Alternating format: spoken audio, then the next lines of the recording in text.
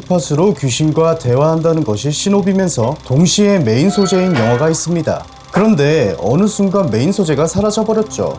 그러니까 레더페이스가 전기톱 없이 텍사스 전기톱 연쇄살인 사건을 찍는 것과 같다는 것이죠. 메인 소재가 실종됐다는 것. 소재만 좋았던 영화 0.0MHz입니다. 시작부터 폐가 마당에서 구판이 한창이죠. 불안하더군요. 영화는 오프닝이 정말 중요합니다. 오프닝 단 한 씬으로 인해 영화 전체를 볼 수 있기 때문이죠. 다른 의미로는 관객들에게 우리 영화는 이런 스타일의 영화예요 라고 소개해주는 의미도 됩니다. 이 영화가 대중성에 치중되어 있는 스타일인지 혹은 형 이상학적인 탐구를 요하는 예술영화 스타일일지를 말이죠. 물론 근래 들어 대중영화와 예술영화의 경계가 모호해지긴 했습니다만 그래도 샷의 구도와 길이, 편집 기법 등 구분 가능한 잔재는 남아있다고 봐야죠. 구판으로 시작하는 영화에서 무당들이 죄다 신기가 부족한지 매번 굿하다가 뒤져버리면서 시작해버리죠. 역시나 무당은 뒤졌습니다. 이 자세로 말이죠.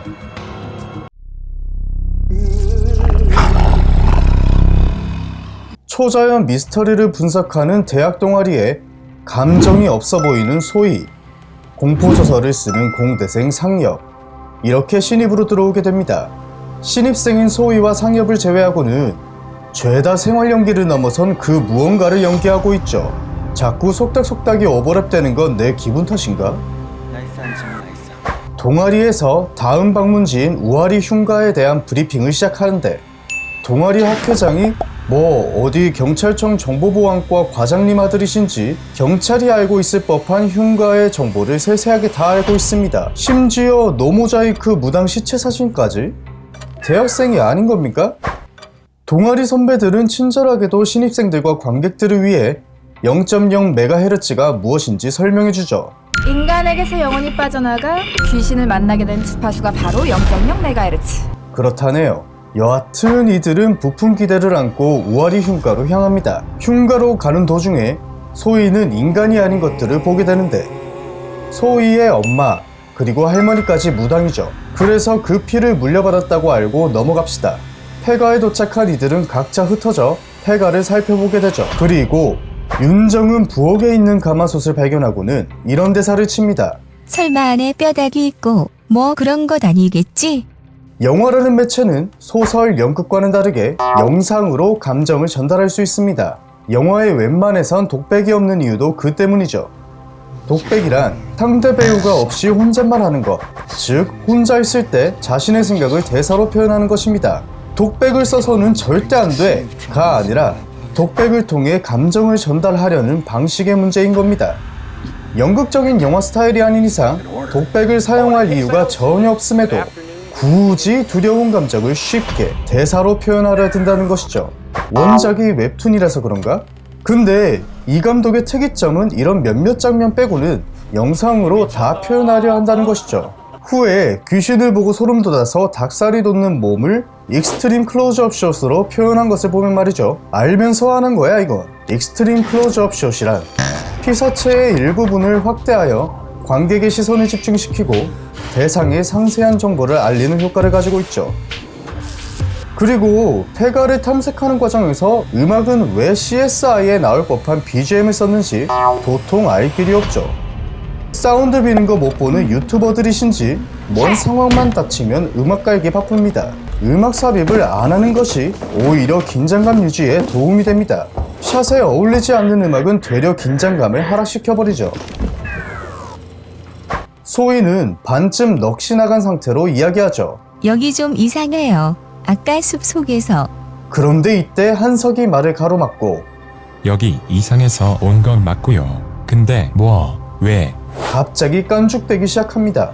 이렇게 되면 이야기는 진행시킬 수 있게는 되겠죠.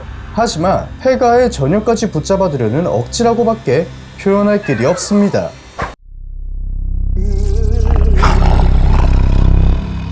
그렇게 저녁이 되고 강령술이 시작되죠. 윤정은 머리에 뇌파 측정기를 달고 소금으로 원을 만든 공간에 들어가 눕습니다. 그리고 주문을 외우게 되는데 죽은 사람 여기와 앉으세요. 죽은 사람 여기와 앉으세요. 와중에 한석은 쉬싸러 갔다가 특이한 생김새인 새를 한 마리 보게 되는데 저 시방새 어디가 시방새.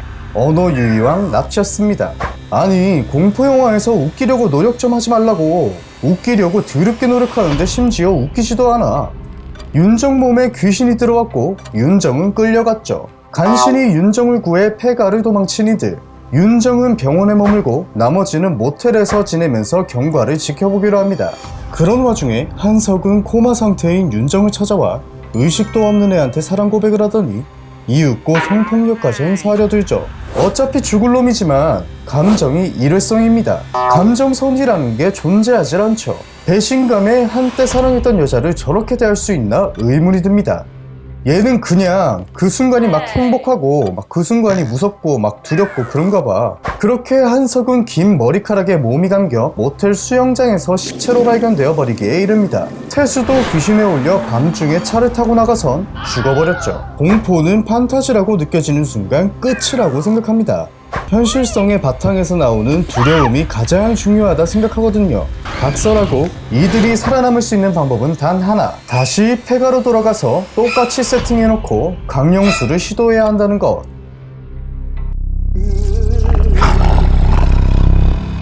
다시 폐가로 돌아온 소희, 상엽, 윤정.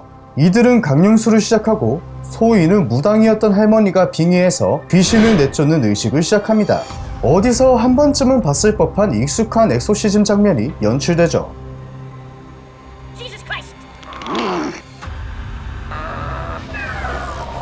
우여곡절 끝에 귀신을 퇴치하고 일상으로 돌아오죠. 소희와 상엽은 여유롭게 카페에서 수다를 떨다가 상엽이 잠깐 자리를 비우게 되고 우연히 노트북을 보게 되죠. 소희는 폴더명이 우화리 엔딩이라는 것에 자꾸 눈길이 갑니다. 마치 집밥구리 폴더를 여는 것만큼의 긴장감을 주더니 역시나 웬 영상 하나가 있었죠. 클릭해서 보니 귀신을 퇴치한 게 아닌 상엽의 몸에 들어와 있다는 것을 알게 되고 끝. 0.0MHz는 러닝타임을 딱 80분으로 했었어야 됐죠. 아니면 마지막 엑소시즘 하는 장면을 훨씬 더 길게 만들었어야 했습니다. 왜냐하면 소희 역을 맡은 정은지와 윤정 역을 맡은 최윤영의 연기력은 꽤 볼만했거든요. 아씨 그만 팥도 안 처먹으면서 분갑하고 왜 사락하는데? 정은지가 평소 사투리 연기는 꽤 잘한다고는 알고 있었지만 굿할 때 빙의한 느낌 그대로 정말 잘 소화했죠. 그럼 뭐합니까? 영화는 한 부분만 자르선 티도 안 나죠. 영화는 종합예술이니까요. 0.0MHz는 이 영화만이 가지는 공포적 특색을 찾기가 너무 힘들었습니다. 그 이유는 바로 소재의 소실. 초중반까지는 0.0MHz라는 주파수를 잘 이용해서 공포감을 증폭시키려 했습니다만 중반부 이후부터는 어디서 한 번쯤 본 크리처, 연출, 장면 이런 것들 때문에 손절치고 싶어지죠. 제목을 0.0MHz라고 지은 것이 무색할 정도로 이와 관련한 공포가 전무합니다. 주파수를 이용한 공포를 연구하고 생각했었어야 하지 않았을까요? 영화 0.0MHz는 총 감점 -80으로 별 1개입니다.